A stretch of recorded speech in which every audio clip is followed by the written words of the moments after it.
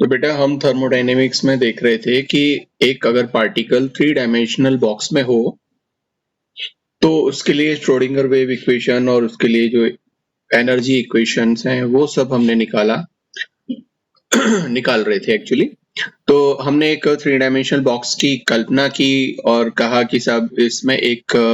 Particle है जो एक एम मास का है और वो तीनों ही जो लेंथ्स हैं ए और बी और सी जो एक्स और वाई और जेड एक्सिस पर हैं और उसमें अंदर इस पोटेंशियल बॉक्स के अंदर जो पोटेंशियल एनर्जी है उसको हमने माना कि पार्टिकल की पोटेंशियल एनर्जी 0 होती है और इस बॉक्स के बाहर जो पोटेंशियल एनर्जी है वो इनफाइनाइट होती है और इस पर हमने श्रोडिंगर वेव इक्वेशन इस पार्टिकल पर अप्लाई किया और हमने देखा कि अगर हम इस बॉक्स के अंदर के इस पार्टिकल को श्रोडिंगर वेव इक्वेशन के थ्रू अगर रिप्रेजेंट करना चाहें या श्रोडिंगर वेव इक्वेशन इस अंदर के पार्टिकल के लिए क्या होगी, तो वो चाहे वो X axis Y axis Z axis तीनों एक्सिस पर वो होगा। तो ये श्रोडिंगर वेव इक्वेशन है अंदर जो पार्टिकल है उसके लिए। और हम इसको इक्वेशन को थोड़ा सा सॉल्व करते हैं और डिवाइड करते हैं साई से। तो कुछ इस तरह का इक्वेशन हमारे पास आता है और हमें पता है कि जो वेव फंक्शन है वो डिपेंड करता है कोऑर्डिनेट्स पर, कि मतलब वो एक्स कोऑर्डिनेट पर है, वाई कोऑर्डिनेट पर है या जेड कोऑर्डिनेट पर है। तो हम कह सकते हैं कि जो साई है वो इन तीनों कोऑर्डिनेट्स, चाहे वो एक्स वाई और जेड तीनों कोऑर्डिनेट्स का जो वेव फंक्शन है उसके प्रोडक्ट के बराबर होगा। और जो टोटल एनर्जी होगी वो टोटल एनर्जी एक्स वाई और जेड तीनों एक्सिस पर जो एनर्जी होगी उन सबका टोटल एनर्जी होगी, सम ऑफ जो एनर्जी है वो एक्स एक्सिस वाई एक्सिस और जेड एक्सिस तीनों पर जो एनर्जी है उसका सम होगी। तो ये जो साई की वैल्यू है और जो ई की वैल्यू है वो अगर हम इस इक्वेशन 2 में पुट कर दें कि जहां जहां साई है और जहां जहां पर ई है वहां पर हम साई की value multiple of product of psi X psi Y and psi Z और टोटल एनर्जी जो ई है उसके लिए E X plus E Y plus E Z अगर हम पुट कर दें तो कुछ इस तरह का इक्वेशन हमारे पास में आता है। और हम अगर इस इक्वेशन को थोड़ा सा सॉल्व करते हैं तो हमारे पास एक इक्वेशन आता है वो कुछ इस तरह का होता है। और ये जो इक्वेशन हमारे पास में आया है जिसको हमने इक्वेशन 7 बोला है, ये थ्री इंडिपेंडेंट टर्म्स जो डिफरेंशियल इक्वेशंस हैं हर टर्म के लिए जो वेव फंक्शन के लिए, हाँ, सो ये जो इक्वेशन 7 है वो थ्री इंडिपेंडेंट टर्म्स हैं और हर टर्म जो है वो एक वेरिएबल के लिए है। तो हम यहाँ पर x वेरिएबल के लिए या y के लिए या z के लिए तीनों को अलग अलग कर लेते हैं तो हमारे पास में ये तीन इक्वेशंस जो हैं वो आ जाती हैं। तो ये जो तीन इक्वेशन हमारे पास में आई हैं, इक्वेशन 8, 9 और 10, ये सिमिलर हैं श्रोडिंगर वेव इक्वेशन जो हमने वन डायमेंशनल बॉक्स में देखा था कि वो एक्स एक्सिस पर था, लेकिन हम अगर वाई एक्सिस और जेड एक्सिस पर भी अगर हम देखें तो ये हमारा एक वन डायमेंशनल बॉक्स के लिए जो पार्टिकल जो मूव कर रहा है उसके लिए अलग अलग एक्सेस पर हमारे पास में श्रोडिंगर वेव इक्वेशन ये आ गया। और इससे ही अगर हम सॉल्यूशन करें इसका तो हमारे पास जो वैल्यू है एनर्जी की, चाहे वो ई एक्स हो एक्स एक्सिस पर, वाई एक्सिस पर, जेड एक्सिस पर जो एनर्जी है उसकी वैल्यू कुछ इस तरह से ई एक्स ई वाई और ई जेड ये वैल्यू हमारे पास में आ जाती है। और अगर हम इस श्रोडिंगर वेव इक्वेशन को सॉल्व करें तो और साई की वैल्यू अगर हम निकालें, ये जो साई एक्स है साई वाई है साई जेड है ये अगर निकालें तो कुछ इस तरह का वैल्यू हमारे पास में आता है जो हमने वन डायमेंशनल बॉक्स में जब पार्टिकल को कंसिडर किया था तभी भी हमने इस चीज को निकाला था। ठीक है, उसके बाद में हमने देखा कि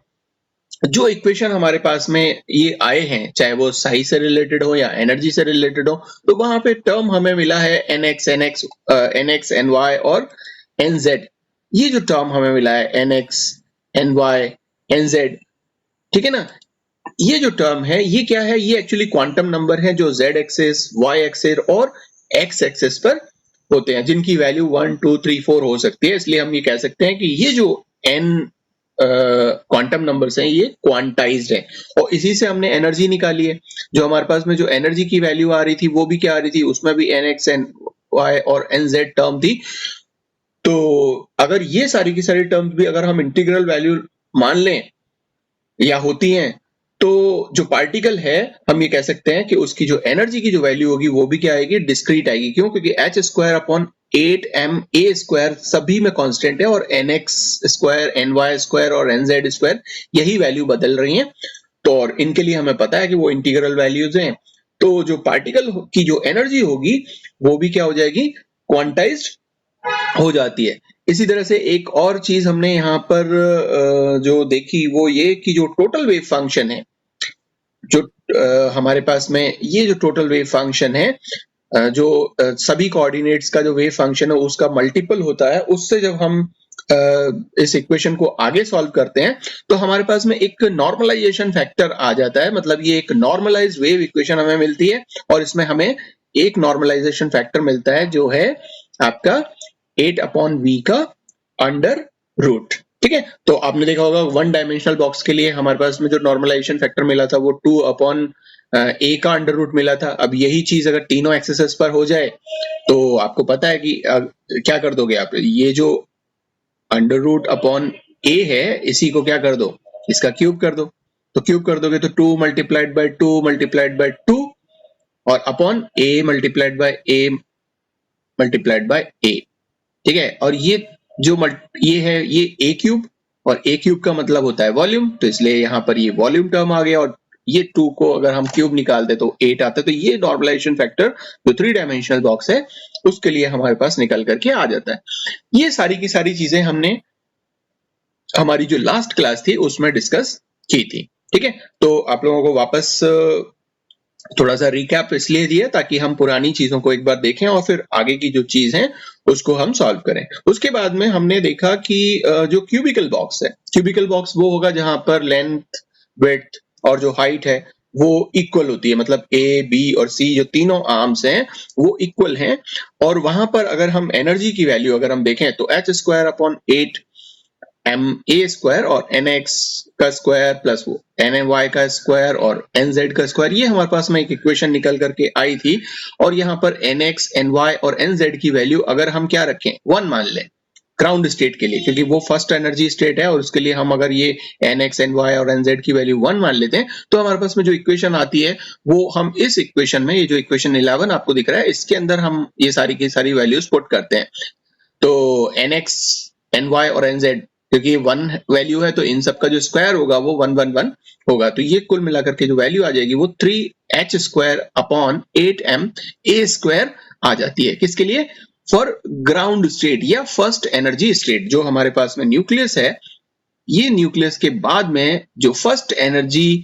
लेवल है हमारा, ये जिसको हम ग्राउंड स्टेट एनर्जी लेवल भी बोलते हैं, हमने इसकी एनर्जी की बात हम कर रहे हैं। तो ये डिजेनरेट नहीं है, मतलब इसमें केवल ये नॉन डिजेनरेट है, एक ही तरह की एनर्जी हमें यहाँ देखने को मिल रही है।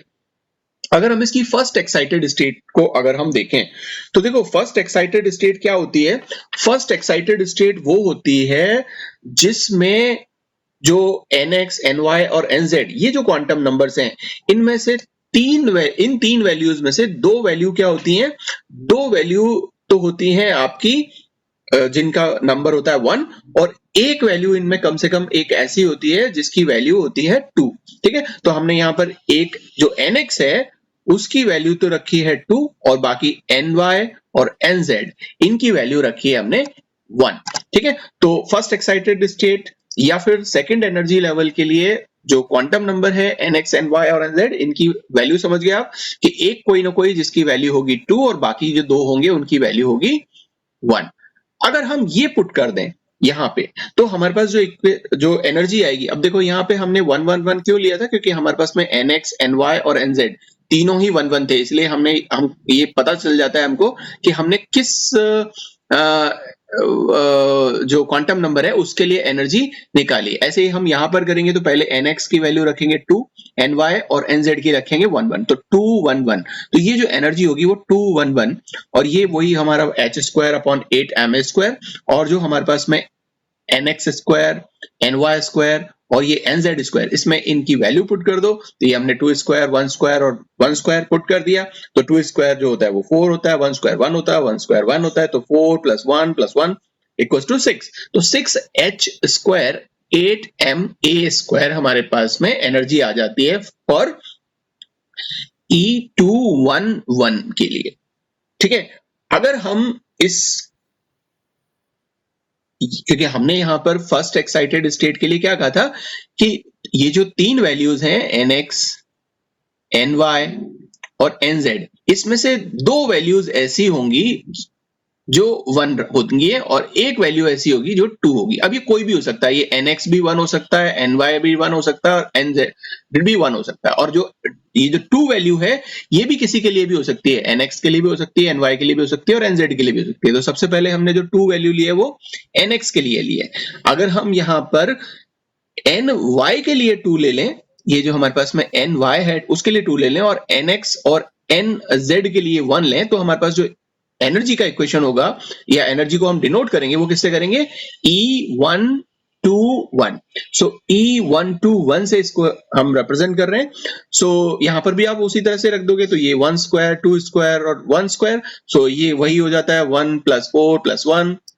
अब ये इसको टोटल करो 6, तो ये वैल्यू आपके पास में जो E121 आई है वो भी आपके पास में क्या आती है, 6h² 8ma² आती है। अब हम nz की जो वैल्यू है उसको 2 रख देते हैं। हमने यहाँ पर nz की वैल्यू 2 रख दी और nx और ny की जो वैल्यू है वो हमने 1 रख ली, तो ये हो जाएगा 1 1 और 2। तो E112 और हमने यहाँ पर ये nx ny और nz की वैल्यू पुट की, तो ये भी वैल्यू जो हमारे पास में निकल के आती है E112 के लिए वो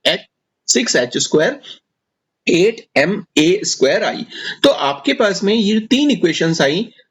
जो हमारे पास में किसके लिए हैं, फर्स्ट एक्साइटेड स्टेट के लिए, एनर्जी 211, एनर्जी 121 और एनर्जी 112। कौन कौन सी एनर्जी, एक एनर्जी है हमारे पास में एनर्जी 211, एक एनर्जी है हमारे पास में 121 और एक एनर्जी है हमारे पास में 112। ये तीनों जो एनर्जीज आ रही हैं ये सारे के सारे वैसे तो इंडिपेंडेंट एनर्जी स्टेट्स हैं जिनकी एनर्जी क्या है, सेम है। वो एनर्जी क्या है, वो एनर्जी है 6h² 8ma² है और सभी की एनर्जी सेम है। इस वजह से आप ये कह सकते हो कि ये तीनों के तीनों जो एनर्जी लेवल्स हैं ये कैसे हैं, इनको हम बोलेंगे डीजेनरेट। डीजेनरेसी आपने सुनी होगी, पढ़ी होगी, समभ्रंशता, जिसमें एनर्जी क्या होती है, इक्वल होती है। जैसे कि अगर आपके p ऑर्बिटल्स की अगर आप बात करो तो p ऑर्बिटल्स ये जो px, py और pz है ये सेम एनर्जी के होते हैं और सेम एनर्जी के होते हैं तो इनको हम डीजेनरेट ऑर्बिटल्स बोलते हैं। ये जो एनर्जी आ रही है, ठीक है ना, ये जो इंडिपेंडेंट स्टेट्स की ये जो एनर्जी यहां पर आ रही है, जो फर्स्ट एक्साइटेड स्टेट या आपका सेकंड एनर्जी लेवल है वो ट्रिपली जनरेट है जो कि p ऑर्बिटल्स के लिए होता है, ठीक है ना। तो इन एनर्जीज को आप इस तरह से डिजनरेट कर सकते हो। अच्छा, ये वैल्यू तो हमारे पास में आई किसके लिए, जो हमारे पास में सेकंड एनर्जी लेवल था या फर्स्ट एक्साइटेड स्टेट जिसे आप बोल सकते हो। लेकिन अगर हम थर्ड एनर्जी लेवल के लिए वैल्यू निकालें तो थर्ड एनर्जी लेवल के लिए वैल्यू क्या होती है, इसमें 2 टर्म्स आपकी ऐसी होंगी जिनके लिए वैल्यू होगी 2 n की और एक टर्म ऐसी होगी जिसके लिए वैल्यू होगी n की 1। तो हमने nx और ny के लिए वैल्यू मान ली 2 और nz के लिए वैल्यू मान ली 1। तो थर्ड एनर्जी लेवल आप याद रखेंगे, यहां पर 2 वैल्यू जो n की हैं वो होती हैं 2 और एक वैल्यू होती है 1। तो हमने यहाँ पुट की तो ये हो जाएगा E221। तो E221 और वही सेम आप यहाँ पे nx ny और nz की वैल्यू पुट करोगे तो ये वैल्यू आपके पास में जो निकल के आएगी वो आएगी आपकी 9h² 8ma²। इसी तरह से आप इधर मूव कर दो, इसको ny जो है उसकी वैल्यू 1 रख दो और nz जो है उसकी वैल्यू 2 रख दो, तो 2 वैल्यू हमारे पास में 2 हो गई और ny की वैल्यू हमारे पास में 1 हो गई। तो ये वैल्यू हो जाएगी हमारे पास में E212। और इसको अगर आप निकालते हो तो भी हमारे पास में जो एनर्जी की वैल्यू आती है E212 के लिए वो 9h² 8ma² ही आती है। और इसी तरह से इस ये जो 1 वैल्यू है जो हमने nz के लिए रख दी, ny के लिए रख दिया, अब हम nx के लिए इसको रख देते हैं तो हमारे पास में जो एनर्जी को हम डिनोट करेंगे वो E122 और E122 को भी अगर आप nx ny और nz की वैल्यू पुट करते हो तो हमारे पास में वैल्यू आती है 9h² 8ma²। ये क्या बताता है कि ये सारी की सारी इंडिपेंडेंट एनर्जी स्टेट जो है इनकी सेम एनर्जी है 9h² 8ma²। तो ये भी जो हमारे पास में जो स्टेट है या जो एनर्जी लेवल है, सॉरी, जो थर्ड एनर्जी लेवल है या इसको हम सेकंड एक्साइटेड स्टेट भी बोल सकते हैं, ये क्या है आपका ट्रिपली डिजेनरेट है, और जिसमें आप एनर्जीज को किस तरह से डिनोट कर सकते हो, E22, E21 और E122। ठीक है, सो इसी तरह से हम फोर्थ एनर्जी लेवल के लिए देख सकते हैं, और फोर्थ एनर्जी लेवल के लिए अगर आप देखते हो तो वहां पर जो वैल्यू होती है, एक वैल्यू होती है किसके लिए,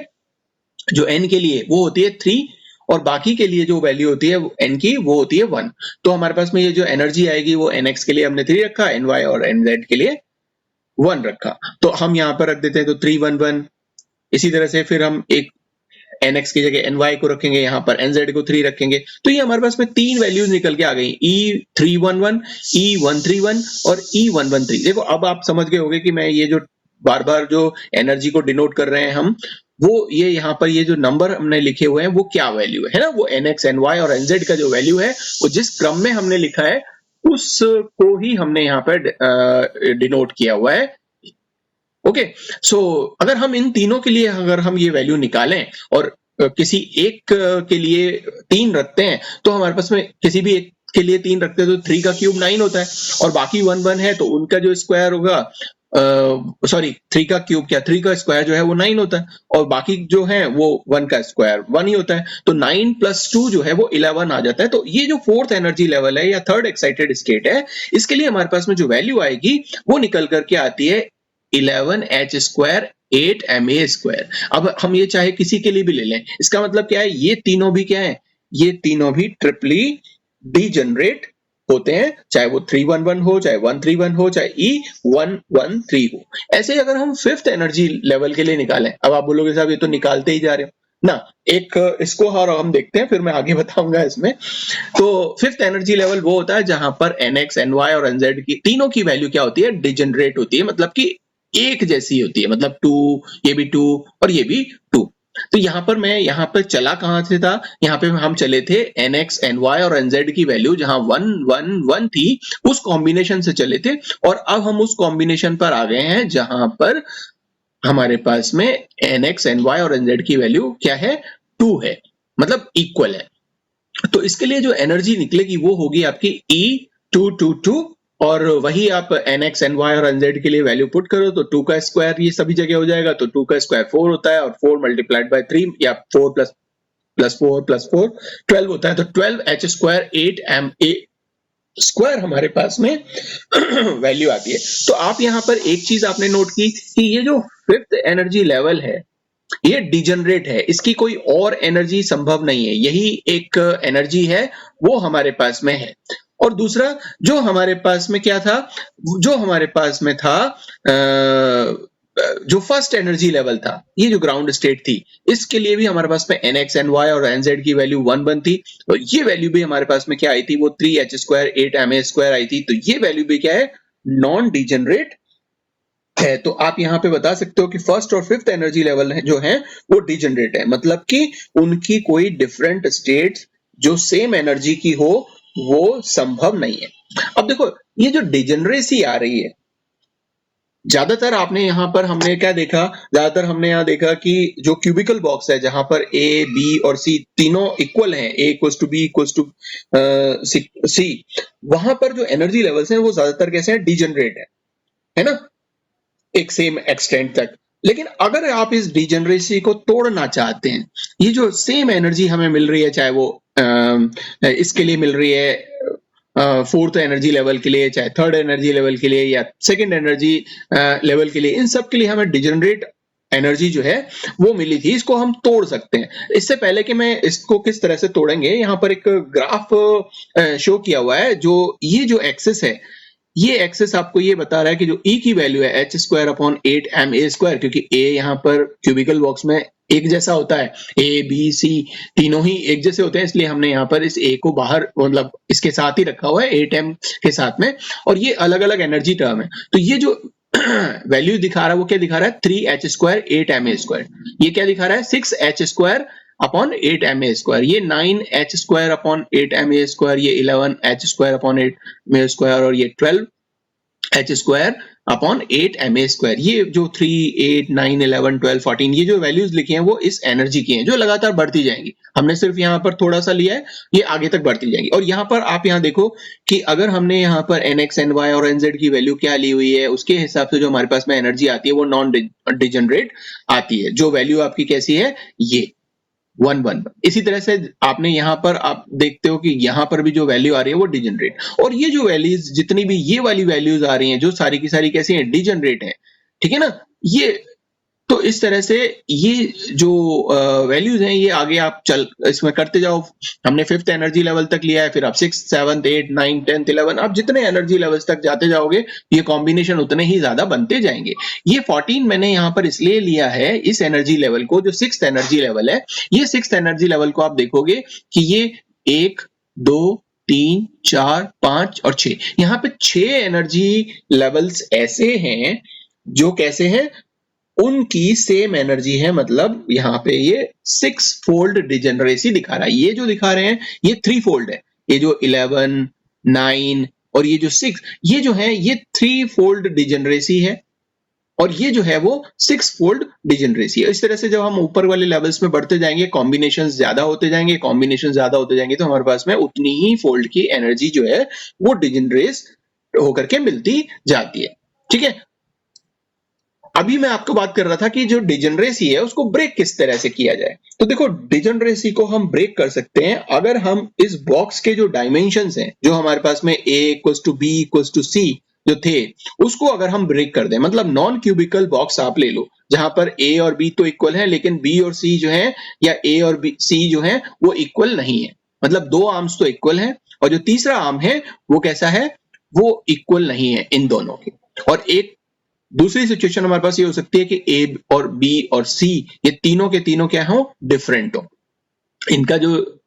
डिस्टेंस है या इनका जो साइज है वो तीनों का अलग अलग हो। तो इन दोनों के लिए, ये दोनों सिस्टम्स हमारे पास में जो है, जो नॉन क्यूबिकल सिस्टम है, इनके लिए हम निकाल करके देखते हैं कि क्या वाकई डिजेनरेसी ब्रेक कर सकते हैं हम। तो देखो, हमारे पास में इक्वेशन वही है एनर्जी के लिए, E = h²/8m, और ये वही nx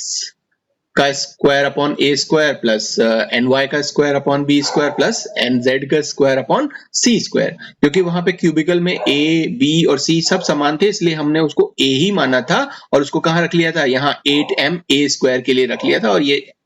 nx square, ny square और nz स्क्वायर इनका हमने यहाँ पे सम ले लिया। ठीक है, तो फॉर इस वाले क्यूब के लिए जहां पर a और b तो इक्वल है लेकिन c इक्वल नहीं है, उसके लिए हम निकालते हैं। तो हम एनर्जी यहाँ पे निकालते हैं, मान लो कि E111 के लिए। सो E111 के लिए निकालेंगे तो a की वैल्यू और b की वैल्यू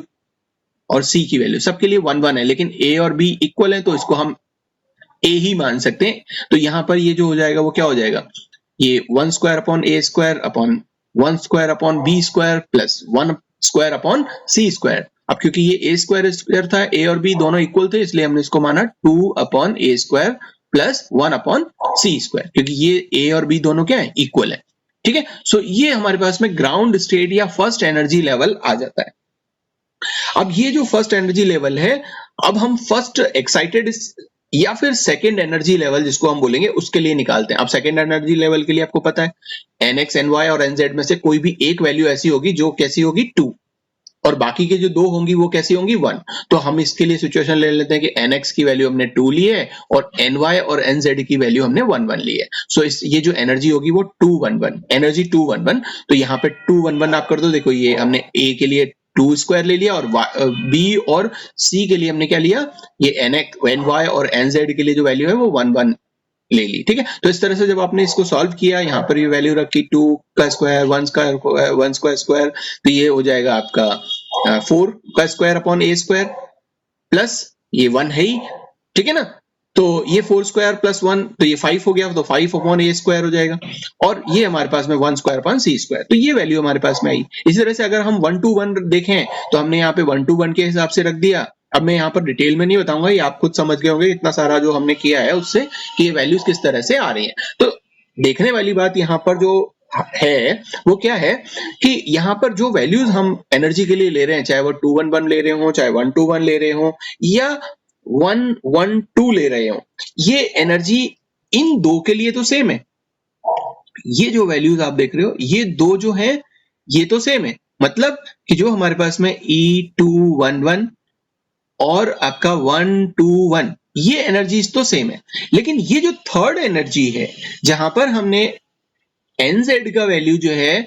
वो हमने रखा 2 और बाकी nx और ny का वैल्यू हमने रखा 1, तो 112 ये वैल्यू इन दोनों से डिफरेंट है, मतलब ये जो एनर्जी है 112 ये इनके इक्वल नहीं है। और वैसे भी हमें यहाँ पता था कि ये जो वैल्यू है A के लिए और B के लिए इक्वल था, लेकिन C के लिए इक्वल नहीं था। तो ये जो तीसरी वैल्यू आई है, इसीलिए यहाँ एनर्जी की वैल्यू क्या है, अनइक्वल आई है। तो आप यहाँ पर एक चीज समझ पा रहे हो कि अगर मेरे पास में कुछ इस तरीके का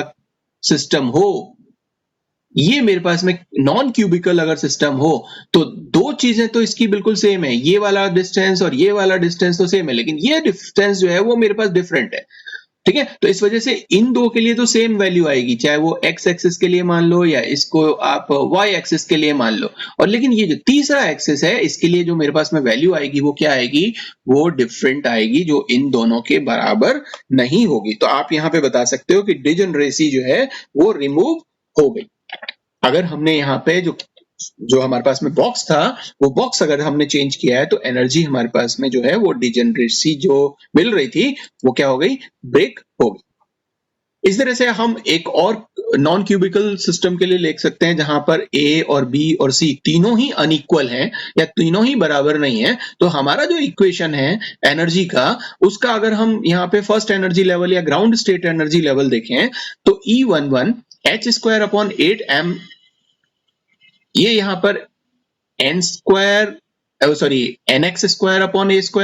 ny²/b² और nz²/c² है। अब nx, ny और nz तीनों की वैल्यू को हमने यहाँ 1 माना है और हमने यहाँ पे 1 1 रख दिया, तो ये 1 1 आ गया। तो ये, और क्योंकि ये कोई भी इक्वल नहीं है इसलिए ये जो एबीसी टर्म है वो अलग अलग ही रहती हैं। तो ये हमारे पास में एनर्जी स्टेट आया किसका, जो ग्राउंड स्टेट है उसके लिए। और अगर हम फर्स्ट एनर्जी एक्साइटेड स्टेट को देखें या सेकंड एनर्जी लेवल को देखें तो आपको पता है कि इनमें से एक वैल्यू जो है nx, ny और nz की वो 2 हो जाती है। तो हमने यहाँ पे रख दिया कि एनर्जी 211, एनर्जी 121 और एनर्जी 112। और इन वैल्यूज को जब हमने यहाँ पर पुट किया nx, ny और nz की, तो हमारे पास में ये इक्वेशन एनर्जी के निकल के आए जो कि E211, E121 और E112 के लिए थे। और इन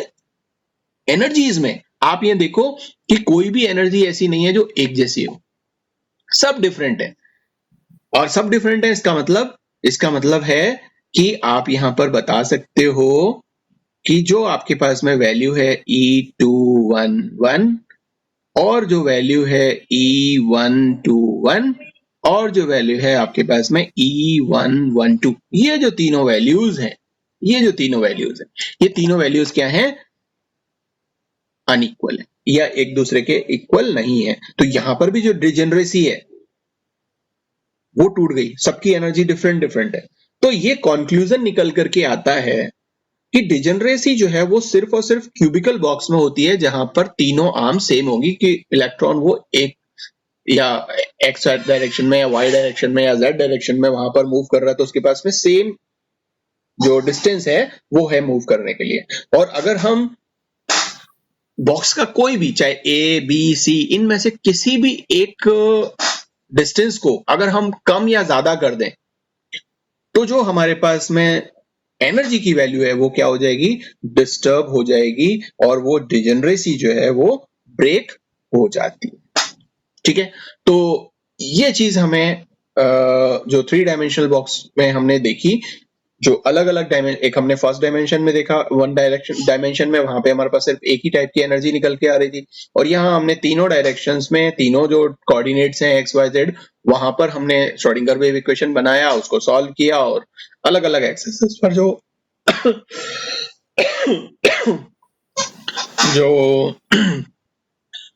एनर्जी का इक्वेशन है या साई का इक्वेशन है वो हमारे पास में यहाँ पे, और उससे हमने अलग अलग जो एनर्जी लेवल्स हैं जो न्यूक्लियस के बाद में होते हैं उनके लिए ये कॉम्बिनेशन से निकाल करके देखा कि किस तरह से वहां पे उनकी एनर्जी होती है। तो हमें एक डिजेनरेसी मिली और फिर बाद में हमने देखा कि उस डिजेनरेसी को हम किस तरह से ब्रेक कर सकते हैं,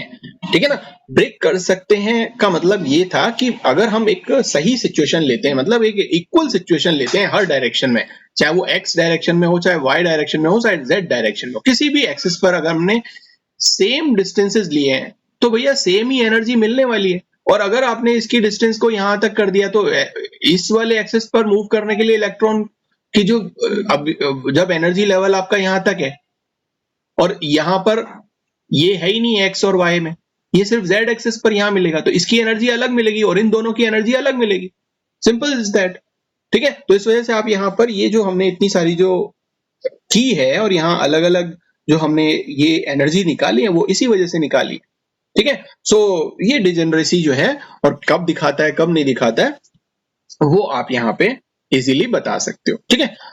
अब हम देखते हैं कि हमने इतना ये श्रोडिंगर वेव इक्वेशन से वो जो वेव फंक्शन है साई वो निकाला। अब जैसा हमने वन डायमेंशनल बॉक्स में देखा था कि किस तरह का वो शो होता है, किस तरीके का वो दिखाई देता है, ठीक है ना। सो वो दिखाई किस तरीके का देखा था, तो अगर मैं आपको यहाँ पे अगर बताऊं तो हमने देखा था कि यहाँ पर कुछ वेव फंक्शन और जो वेव फंक्शन का जो स्क्वायर है वो किस तरह का शो होता है। यहाँ पे हमने देखा कि जो वेव फंक्शन है साई वो हमारे वो पॉजिटिव और निगेटिव दोनों वैल्यूज में मिल सकता है यहाँ पे, लेकिन जो साई स्क्वायर है वो हमेशा पॉजिटिव में मिलेगा, है ना। उसका रीजन भी हमने देखा कि देखो अगर ये दो पॉजिटिव चीजों को मिलाओगे तो पॉजिटिव रिजल्ट आता है, और जो दो नेगेटिव चीजों को मिलाओगे तो क्या होगा, वो पॉजिटिव रिजल्ट आता है। तो इसीलिए यहाँ पर दो नेगेटिव मिलते हैं तो वो पॉजिटिव हो जाता है, ठीक है ना। तो इस वजह से ये जो साई स्क्वायर आता है, जो दो पॉजिटिव को मिला रहे हैं तो पॉजिटिव आ रहा है, दो नेगेटिव को मिला रहे हैं तो भी पॉजिटिव आ रहा है, तो ये वैल्यू हमेशा पॉजिटिव में मिलती है साई स्क्वायर की, और जो साई है उसकी वैल्यू यहाँ पे निगेटिव में भी मिलती है और पॉजिटिव में भी मिलती है। तो इस तरह से हमने वहां पे इस चीज को देखा था, ठीक है। अब जो हम बात करेंगे वो बात करेंगे कि ये जो साई है और साई स्क्वायर है, इसके जो प्लॉट्स हैं, जब हम एक्स एक्सिस पर या वाई एक्सिस पर या जेड एक्सिस पर चलेंगे तो ये कैसे दिखाई देंगे, क्योंकि हमें दिखाई नहीं देते, हमें ग्राफ मिलता है, वैल्यूज मिलती हैं, उसकी वजह से वो ग्राफ किस तरीके का दिखाई देगा, जिससे हम कैसे प्रिडिक्शन करेंगे कि वो जो पार्टिकल है वो कहां पर है और किस तरीके से किस पोजीशन पर मूव कर रहा है, ठीक है ना। सो यहां पर हम, क्योंकि वहां पे हमारा एक ही डायरेक्शन में था तो हमने सिर्फ एक ही टाइप का ये ग्राफ लिया हुआ था। अब क्योंकि हमारे पास में y और z तीनों डायरेक्शंस में हम देखेंगे या कोऑर्डिनेट्स पे देखेंगे तो हमारे ग्राफ कुछ इस तरह से मिलेंगे, हालांकि वो इक्वल ही है, क्योंकि हम किसके लिए निकाल रहे हैं, हमने यहाँ पर सिर्फ और सिर्फ क्यूबिकल बॉक्स के लिए निकाला है, ठीक है। और क्यूबिकल बॉक्स में है तो वो आपको मालूम है कि x y और z तीनों क्या है, इक्वल होंगे। तो हमने यहाँ पर nx की वैल्यू, ny की वैल्यू और nz की वैल्यू को क्या रखा हुआ है, सेम रखा हुआ है, एक जैसा 1। ओके, सो चलो वापस हम यहाँ पर आते हैं और हम देखते हैं कि जो साई 111 जो x कोऑर्डिनेट पर है वेव फंक्शन, उसके लिए वैल्यू किस तरह से मूव करेगी। तो जैसे जैसे x की वैल्यू बढ़ती जाती है, जब हम उस डायमेंशनल बॉक्स में हमें पता है कि ये 0 है और ये यहाँ पर जाके a हो जाएगा और ये x की वैल्यू जो है वो इंक्रीज हो रही है, तो जब हम इसको इस तरह से मूव करेंगे तो आप देखोगे कि शुरू में जो वॉल्स हैं उन वॉल्स पर तो प्रोबेबिलिटी 0 होती है, ठीक है ना। तो ये वैल्यू धीरे धीरे क्या होती जाती है, बढ़ती जाती है और एक समय ऐसा आएगा कि वो कैसी हो जाएगी, मैक्सिमम, और उसके बाद में फिर घटती जाएगी। तो हमने लास्ट उसमें भी देखा था कि किस तरह से वो वैल्यूज जो है वो x की वैल्यू हमने निकाली थी और वो लगातार x की वैल्यू अलग अलग डिस्टेंस पर, चाहे वो हमने a/8 के लिए निकाला या हमने 8/6 के लिए निकाला या हमने 8/2 के लिए निकाला, है ना। ये आपने निकाला था 8, इसी तरह से हमने 3/4 a के लिए निकाला, ये अलग अलग उसके लिए हमारे पास में वैल्यू x की आई थी और उसी से हमने ये प्लॉट किया था ग्राफ। तो ये वैल्यू लगातार इस तरह से देखोगे कि आप बढ़ती जाती है, मैक्सिमम पहुंचती है और उसके बाद में घट जाती है। तो यही चीज हमें यहाँ पर x एक्सिस पर दिखाई देती है, ठीक है ना। और यही चीज जब आप इस एक्सिस पर देखोगे, जब आपने ये x की वैल्यू 1 रखी हुई है और अगर आप इस को y एक्सिस पर देखते हो तो y एक्सिस पर भी सेम इसी तरीके का ग्राफ आता है, क्योंकि हमने यहाँ पर केवल क्या देख रहे हैं, एक तो ग्राउंड स्टेट का देख रहे हैं और हम देख रहे हैं क्यूबिकल बॉक्स का। तो क्यूबिकल बॉक्स और ग्राउंड स्टेट, इस चीज को माइंड रखना, इसलिए हमने यहाँ पर 111 लिखा है, ये सारे के सारे। अगर आप इसके फर्स्ट उसके लिए देखना चाहेंगे तो वैल्यू जो है वो क्या हो जाएगी, वो साई 211, साई 121 और साई 112,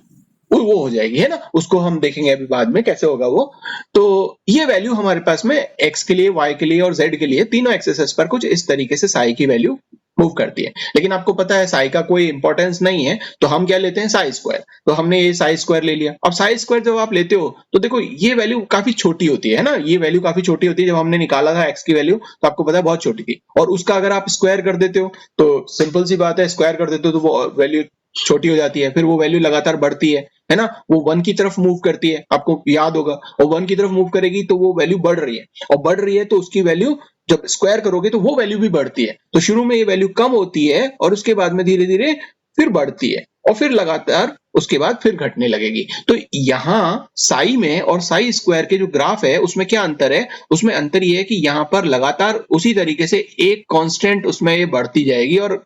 मैक्सिमम पहुंचने के बाद में फिर डिक्रीज होगी। जबकि यहाँ पर क्या है, यहाँ पर पहले कम उससे बढ़ती है। ये जो ग्राफ यहाँ पर है वो दबा हुआ है, ठीक है ना? ये यहाँ पे इस पोजीशन पे जो कॉर्नर्स हैं उन पर आप इसको दबा हुआ देख रहे हो। तो इस तरीके का जो प्रोबेबिलिटी है वो आती है। तो ये प्रोबेबिलिटी क्या दिखाती है? ये दिखाती है कि जो वॉल्स हैं उन वॉल्स पर जो इलेक्ट्रॉन पाए जाने की जो संभावना होगी, अगर आप इस पर्टिकुलर डिस्टेंस पर देखो, इस पर्टिकुलर डिस्टेंस पे इलेक्ट्रॉन पाए जाने की पॉसिबिलिटी कम है, इस डिस्टेंस पे इलेक्ट्रॉन पाए जाने की पॉसिबिलिटी कम है। लेकिन यहां जो पॉसिबिलिटी है वो सबसे ज्यादा है, इस पर्टिकुलर एरिया में जो प्रोबेबिलिटी है वो सबसे ज्यादा है। लेकिन इसमें अगर आप देखोगे तो इसमें शुरू में हालांकि कम है, लेकिन यहां बहुत ही कम है, क्योंकि ये ग्राफ जो है वो 0 से लगता हुआ है, फिर उसके बाद ऊपर होता है, ठीक है? तो ये चीज आपको समझ में आ गई कि साई और साई स्क्वायर का ग्राफ किस तरीके से आता है, या ये जो साई है ये हमें कैसा दिखाई देता है। अब क्योंकि अभी हमने जब पहले देखा था तो 1 डायमेंशनल बॉक्स के लिए देखा था, लेकिन अब हम क्या देख रहे हैं, 3 डायमेंशन बॉक्स के लिए देख रहे हैं। अब 3 डायमेंशन बॉक्स के लिए अगर हम इस चीज को देख रहे हैं तो आप एक चीज इसमें देखो कि एक्स एक्सिस पर और वाई एक्सिस पर और जेड एक्सिस, तीनों एक्सिस पर हैं, और ये वैल्यू क्या होती है, एक कॉर्नर से आप शुरू करो, एक या दीवार से शुरू करो, एक दीवार के जैसे जैसे आप दूर जाओगे वैसे वैसे क्या होगा, वो वैल्यू दीवार के साथ साथ, मतलब जो आपका फर्श है उस फर्श के साथ साथ एक कमरे को आप मान लो कि वो क्यूब है, और जब हम एक दीवार से यहां से जब चलेंगे, इस दीवार से जब चलेंगे तो ये वैल्यू क्या होगी, ये वैल्यू इस फर्श के बिल्कुल पास पास पास पास होके चलेगी, और एक समय ऐसा आएगा जब ये वैल्यू, जब बीच में हम पहुंचेंगे उस रूम के, तो वो वैल्यू लगातार धीरे धीरे बढ़ती जाएगी, और मैक्सिमम होने पर उसके बाद में फिर ये वैल्यू धीरे धीरे घटने लग जाएगी और फर्श के साथ साथ हो जाएगी, ठीक है? इसी तरह से हमने वाई एक्सिस पर भी निकाला, तो वाई एक्सिस पर भी आप निकालोगे तो कुछ इस तरीके से चलेगा, इस तरीके से ऐसे ही चलेगा ना। और अगर हम z एक्सिस पर निकालते हैं जो इसमें हमें दिखाई नहीं दे रहा है, लेकिन हम उसको अगर z एक्सिस मान लें तो z एक्सिस मान लो कि ये है, और ये z एक्सिस पर ये इस तरीके से चलाई देगा और ये कुछ इस तरीके से मूव करते हैं। तो आप यहां देखोगे कि ये जो बीच का क्षेत्र है जहां पर इलेक्ट्रॉन पाए जाने की जो पॉसिबिलिटी होगी वो सबसे ज्यादा होगी, और जो कॉर्नर्स हैं या ये जो दूसरी जगह हैं, जो दीवार के पास वाली जगह हैं और कॉर्नर्स हैं, यहां पर इलेक्ट्रॉन पाए जाने की पॉसिबिलिटी सबसे कम होगी। इसको हम इस ग्राफ से, इस फिगर से समझते हैं कि चाहे हम यहाँ पर एक्स एक्सिस पर चलें, वाई एक्सिस पर चलें और जेड एक्सिस पर चलें, ये हमने साई के लिए निकाली है, ये जो हमने जो डायग्राम बनाया है, और ये जो है ये हमने इमेजिन किया है कि साई स्क्वायर किस तरह का दिखाई देगा। तो यहां पर आप देखोगे कि इलेक्ट्रॉन जो पाए जाने की जो संभावना है वो बीच में ज्यादा है, और पूरे उसमें एक जैसी आपको दिखाई देगी, लेकिन बीच में थोड़ी सी ज्यादा दिखाई देगी, ठीक है ना? लेकिन आप इस वाले साई स्क्वायर के ग्राफ को देखोगे तो यहां पर आप देखोगे कि बीच में सबसे ज्यादा पॉसिबिलिटी है, सबसे ज्यादा घना क्षेत्र आपको यहाँ पे, या इलेक्ट्रॉन का जो क्लाउड है वो सबसे ज्यादा आपको यहाँ पे दिख रहा है। वो ये बता रहा है कि जो बीच का जो पोर्शन है, जो सेंटर का जो पोर्शन है, उस कमरे का बीच का जो पार्ट है उसमें ये जो आपको ये जो वैल्यू आपको दिखाई दे रही है, जो सबसे ज्यादा पीक वैल्यू है, इस पीक वैल्यू की वजह से यहां इलेक्ट्रॉन पाए जाने की संभावना सबसे ज्यादा होगी और इलेक्ट्रॉन सबसे ज्यादा स्ट्राइक करेगा। इसीलिए इस इलेक्ट्रॉन क्लाउड को हमने यहाँ पे डार्क उसमें दिखाया है, और बाकी जैसे जैसे आप इससे दूर बढ़ते जाओगे वैसे वैसे इलेक्ट्रॉन कि जो मिलने की जो पॉसिबिलिटी है या प्रोबेबिलिटी है वो क्या होती जाती है, कम होती जाती है। हालांकि ऐसा नहीं है कि यहाँ पे बिल्कुल नहीं मिलेगा, लेकिन यहाँ पर मिलने की प्रोबेबिलिटी सबसे कम होती है। इसीलिए जो नोडल प्लेन्स थे जहां पर श्रोडिंगर वेव इक्वेशन फेल होता है, या थोड़ा सा वहां पे आप ये कह सकते हो कि श्रोडिंगर वेव इक्वेशन की इनएडिक्वेसी है इस चीज को समझाने में कि नोडल प्लेन्स वो कहता है होते हैं, लेकिन डायरेक्ट्स का जो रिलेटिविस्टिक जो क्वांटम मैकेनिक्स है वो क्या बताता है कि प्रोबेबिलिटी कभी जीरो नहीं होती, प्रोबेबिलिटी वहां पर शून्य से पास हो सकती है। ये जो वैल्यू है यहाँ पे ये शून्य नहीं होगी, ये देखो यहां से मैंने ऊपर से दिखाई है ना, ये वैल्यू शून्य नहीं है, ये यहाँ डिफरेंस है, ये कभी शून्य नहीं हो सकती। यहाँ इलेक्ट्रॉन मिल सकता है चाहे एक बार ही कहीं मिले किसी पर्टिकुलर कितनी भी देर बाद, लेकिन उसकी प्रोबेबिलिटी कम हो सकती है, लो हो सकती है, बट शून्य नहीं हो सकती। बट हमने यहाँ पर उन इलेक्ट्रॉन्स को, यहाँ जो कॉर्नर्स हैं उसको हम ऐसा मानते हैं कि बहुत कम क्वांटिटी में या बहुत कम समय के लिए कोई इलेक्ट्रॉन इस पर्टिकुलर जगह पे जो इसकी दीवार की साइड है या इसके कॉर्नर की साइड में आता है। सबसे ज्यादा जो कहाँ मिलता है, सबसे ज्यादा मिलता है जो सेंटर पार्ट है उस बॉक्स का वहां पे, ठीक है, सेंटर पार्ट। ओके, तो ये सारी की सारी चीजों से हमें क्या कंक्लूजन निकल करके आया कि जो इलेक्ट्रॉन है वो किस तरीके से उस न्यूक्लियस के चारों तरफ चक्कर लगाता है और किस पर्टिकुलर रीजन में हमें देखने को मिलेगा। ठीक है, तो अगर आप यहाँ पे इसको न्यूक्लियस मानो तो एक क्षेत्र यहाँ पर बन जाता है, जबकि बोर ने क्या कहा था, एक डिस्क्रीट लेवल्स बोल दिए थे, लेकिन ये एक्चुअली में क्या है, ये एक ऐसी जगह है जहां पर इलेक्ट्रॉन पाए जाने की जो प्रोबेबिलिटी है वो सबसे ज्यादा होगी। ये हमने फर्स्ट ऑर्बिट बना दिया, ये एक डिस्क्रीट लाइन नहीं है बल्कि एक क्षेत्र है जहां पर इलेक्ट्रॉन पाए जाने की प्रोबेबिलिटी सबसे ज्यादा होगी। और इसके तुरंत बाद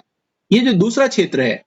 ये जो दूसरा ऑर्बिट है, इसको ऐसा मान सकते हो कि दूसरा ऑर्बिट, ये दूसरा ऑर्बिट शुरू हो जाता है और उसके बाद में उसका एक अपना रीजन होगा जहां पर इलेक्ट्रॉन मिलने की पॉसिबिलिटी जो है वो सबसे ज्यादा होगी। लेकिन इन दोनों क्षेत्रों के बीच की ये जो डिस्टेंस है, यहां पर इलेक्ट्रॉन मिलने की संभावना, पहले हमने कहा था कि ये नोड्स है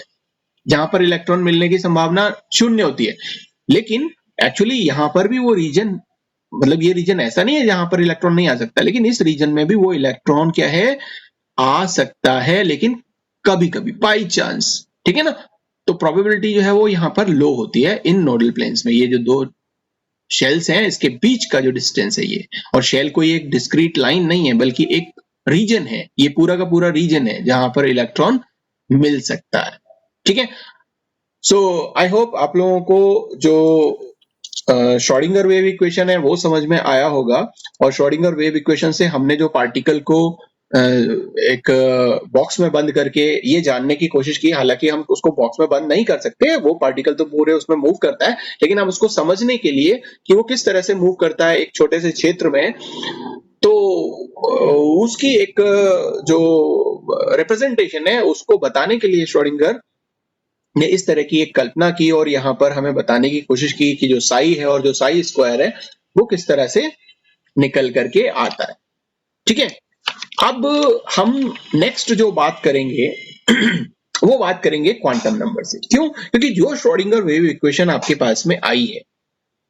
ठीक है ना, अगर हम उसको हाइड्रोजन पर या दूसरे एटम्स पर अप्लाई कर दें, मतलब जो श्रोडिंगर वेव इक्वेशन की एप्लीकेशन अगर हम देखें तो श्रोडिंगर वेव इक्वेशन को हम क्या करते हैं कि हाइड्रोजन और हाइड्रोजन जैसे दूसरे जो एटम्स हैं उस पर अप्लाई करके देखें तो हमें 3 कांस्टेंट वैल्यूज मिलती हैं। ठीक है, कि if you apply Schrodinger wave equation to hydrogen and hydrogen like atoms or other atoms, so you will get 3 constant values। वो जो 3 constants जो मिल रहे हैं वो एक्चुअली वो जो 3 constants हैं, 3 constants, उन्हीं को आप क्या बोलते हो? उन्हीं को आप बोलते हो क्वांटम नंबर। अब आप बोलोगे साहब क्वांटम नंबर तो 4 होते हैं। देखो क्वांटम नंबर 4 होते हैं, इट्स ओके, बट वो जो वैल्यूज हैं वो केवल 3 क्वांटम नंबर्स ही होती हैं। एक जो 4th क्वांटम नंबर होता है जिसको आप स्पिन क्वांटम नंबर बोलते हो, वो quantum number Schrodinger wave equation से नहीं आता। जो प्रिंसिपल क्वांटम नंबर है, एजीमुथल क्वांटम नंबर है, मैग्नेटिक क्वांटम नंबर है, ये 3 कांस्टेंट वैल्यूज जो मिलती हैं वो आपको अलग अलग चीजों के बारे में इंफॉर्म करती हैं। लेकिन जो चौथा क्वांटम नंबर हम बोलते हैं स्पिन क्वांटम नंबर, वो श्रोडिंगर वेव इक्वेशन के एप्लीकेशन से नहीं मिलता। वो हमें जो स्पेक्ट्रल जो एविडेंसेस हैं उनसे मिलता है, ठीक है ना। सो स्पेक्ट्रल एविडेंस से हमें ये स्पिन क्वांटम नंबर मिलता है, इसीलिए इनको हम 3+1 जोड़ करके और कह देते हैं कि साहब आपके पास में टोटल 4 जो हैं वो क्वांटम नंबर होते हैं, ठीक है। तो spin quantum number is not follow, या यू कह सकते हो कि doesn't follow wave mechanical treatment, it arises only and only by spectral evidences. Okay, तो ये 4 क्वांटम नंबर क्या बताते हैं? ये क्वांटम नंबर बताते हैं कि साहब इलेक्ट्रॉन की पोजीशन क्या है, उसकी एनर्जी क्या है और उसका स्पिन क्या है। एक पर्टिकुलर टाइम पर उसकी पोजीशन, एक उसकी एनर्जी और उसका जो स्पिन है, उस बारे में ये क्वांटम नंबर्स हमको जो चीजें हैं वो बताते हैं। इसके बारे में हम लोग कल डिस्कस करेंगे।